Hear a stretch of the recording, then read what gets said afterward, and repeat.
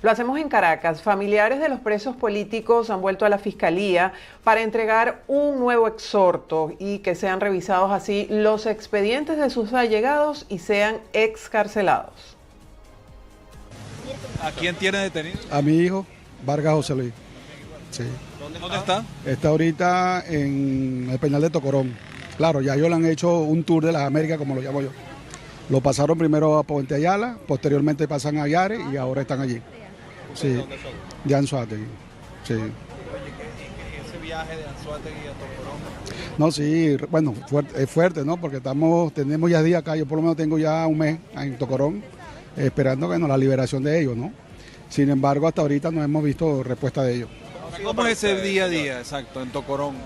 Bueno, claro, es fuerte, pero ahí estamos luchando por nuestros hijos, por la liberación de ellos y un poco fuerte y claro, tenemos el apoyo de nuestra familia, de nuestros amigos. Bueno, en este sentido, claro, porque necesitamos a nuestro hijo libre, que es una persona noble que lo acusan de terrorista y entonces tú te pones a ver, bueno, una locura porque esos muchachos con el simple hecho de ya tú verlos y hablar con ellos saben que no tienen esa condición. ¿Dónde duerme usted en Tocorón? Bueno, tengo unos amigos que me están ahorita dando apoyo y como en la calle. Tengo ya 30 días comiendo en la calle. Es decir, ¿usted tuvo que cambiar el lugar de residencia, tuvo que mudarse? Por los momentos sí, porque he podido hacerlo por cuando estoy de vacación, o sea, me adelantaron mis vacaciones y lo estoy haciendo. ¿Cómo es la situación de su hijo? ¿Cómo está? Bueno, mira, él ha perdido bastante peso. Gracias a Jehová estaba tranquilo, él está tranquilo, esperando que suceda algo positivo con la esperanza de salir en cualquier momento. Se han detenido en todo este contexto electoral y todo lo que ha venido ocurriendo hasta ahora a nivel político. Todos ellos son inocentes y hemos consignado en más de una oportunidad evidencias que así lo comprueban. Ninguno es culpable ni de terrorismo, ni de instigación al odio, ni de conspiración, ni de asociación para delinquir. Absolutamente todos son delitos forjados, fabricados a la medida, con una intención muy clara, que es, por supuesto, reprimir, mantener una política de terror contra las personas, contra los venezolanos. No lo decimos solamente nosotros como familiares, ya organismos, 8 instancias de las Naciones Unidas, el lunes publicaron una carta, que es un procedimiento especial, que elaboraron y que se lo entregaron al gobierno nacional y del cual no han obtenido respuesta. Y como no obtuvieron respuesta, lo que procedía era la publicación de este procedimiento especial. El Sindicato Nacional de la Prensa anunció a través de su cuenta en X que la madrugada de este jueves fue excarcelado bajo régimen de presentación el defensor de derechos humanos y director de espacio público Carlos Correa. Recordemos que Carlos Correa fue interceptado mientras caminaba por el centro de Caracas, momento en el que se lo llevaron unos hombres armados y encapuchados, según lo han narrado testigos. Recordemos que este hecho ocurrió el pasado 7 de enero. Por su parte, el presidente de Colombia, Gustavo Petro, celebró la excarcelación del defensor de derechos humanos Carlos Correa y pidió que sean liberados todos los presos políticos en Venezuela. En su cuenta de X, Petro afirmó que tras el acuerdo para la liberación de rehenes en Gaza y la liberación de más de 500 presos en Cuba, es importante que Venezuela libere a todas las personas detenidas en el contexto postelectoral, incluidos los 12 colombianos detenidos en su territorio. Y Francia tomará medidas de reciprocidad y ha convocado al encargado de negocios de Venezuela en respuesta a la reducción de diplomáticos, tal como lo decidió Nicolás Maduro.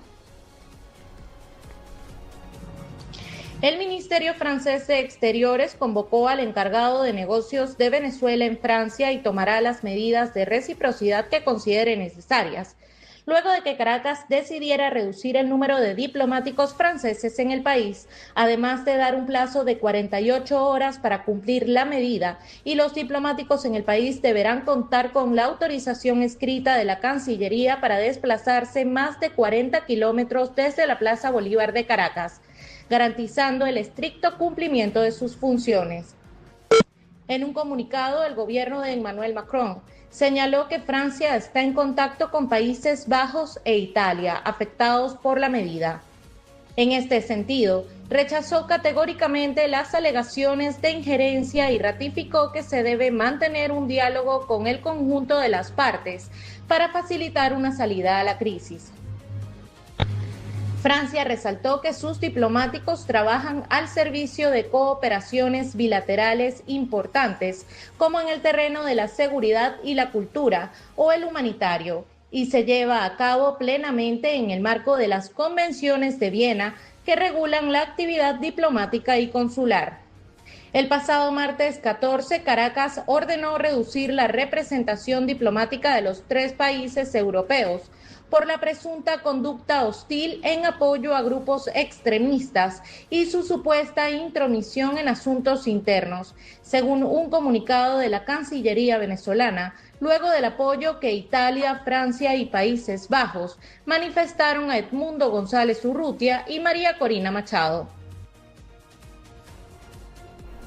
Edmundo González Urrutia llegó la noche de este miércoles a Costa Rica para sostener este jueves un encuentro con los venezolanos en ese país y con el presidente costarricense Rodrigo Chávez. El pasado miércoles, el presidente de Guatemala, Bernardo Arévalo de León, recibió en el Palacio de la Cultura a Edmundo González Urrutia, a quien expresó su total respaldo en la lucha por la democracia. Durante la reunión, el mandatario guatemalteco reiteró su rechazo a Nicolás Maduro y afirmó que el pueblo venezolano tiene en Guatemala un aliado firme que respalda su lucha por la libertad y el respeto a los derechos humanos. Por su parte, González destacó en sus redes sociales la experiencia compartida con el mandatario guatemalteco y la importancia de la comunidad internacional para hacer valer la voluntad popular. El dirigente político Juan Pablo Guanipa cuestionó las declaraciones de Jorge Rodríguez para convocar nuevas elecciones en el país.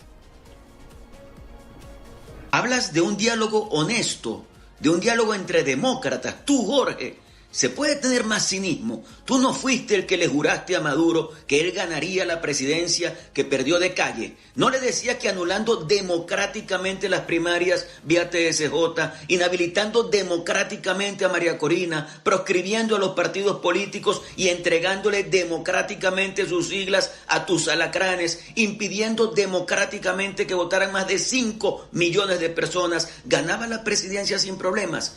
Y cuando se vieron perdidos, derrotados, ¿no fuiste tú mismo quien apoyó la decisión de publicar un boletín falso hecho en una servilleta? ¿Y a eso le llamas diálogo honesto? Para ti el diálogo entre demócratas es el que tienes con los alacranes y los falsos opositores. Tuvieron esa reunión para hablar de un cronograma electoral para elecciones de Asamblea Nacional, gobernaciones, alcaldías, consejos legislativos y municipales, como si todo estuviera normal en el país. Sabemos lo que tú pretendes, que los venezolanos nos calemos al dictador y nos quedemos callados.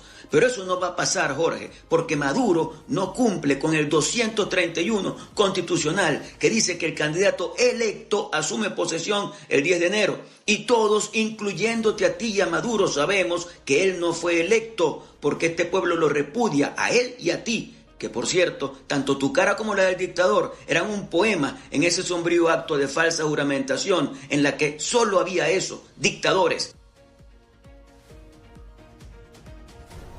Juan Pablo Guanipa también reiteró que la lucha por la liberación de Venezuela requiere de líderes comprometidos, frontales y coherentes. Entiendo que los farsantes que tomaron las siglas de los partidos de oposición y se prestaron para presentar candidaturas que entre todos rondan el 2%, te acompañen porque ellos ya son parte de la dictadura de Nicolás. Lo que sí es novedoso, aunque lo preveíamos, es que los 4 gobernadores opositores se hayan presentado directa o indirectamente en ese adefesio de reunión. ¿Qué sentido tiene para estos señores asistir a un acto en el que se asume al dictador Maduro con el falso título de presidente de una nación que lo repudia? ¿En qué están pensando? ¿En pasar la página y entrar en una normalidad que la nación no se cala? Por eso, claro que es importante la unidad, pero en ella solo deben estar quienes tienen claro el propósito y asumen que nuestra lucha es hasta el final. Y el final es cuando logremos sacar a Maduro, el dictador, de la presidencia que usurpa y podamos iniciar un gran proceso de transformación que tanto espera la nación venezolana. Quien sienta que ya no hay razones para luchar, quien piense que debemos resignarnos, quien haya claudicado, que se eche a un lado y nos permita avanzar en nuestro propósito de redención de nuestra patria. En Caracas, Nicolás Maduro creó una comisión nacional para reformar la Constitución de Venezuela y designó a Tarek William Saab como presidente de esta instancia.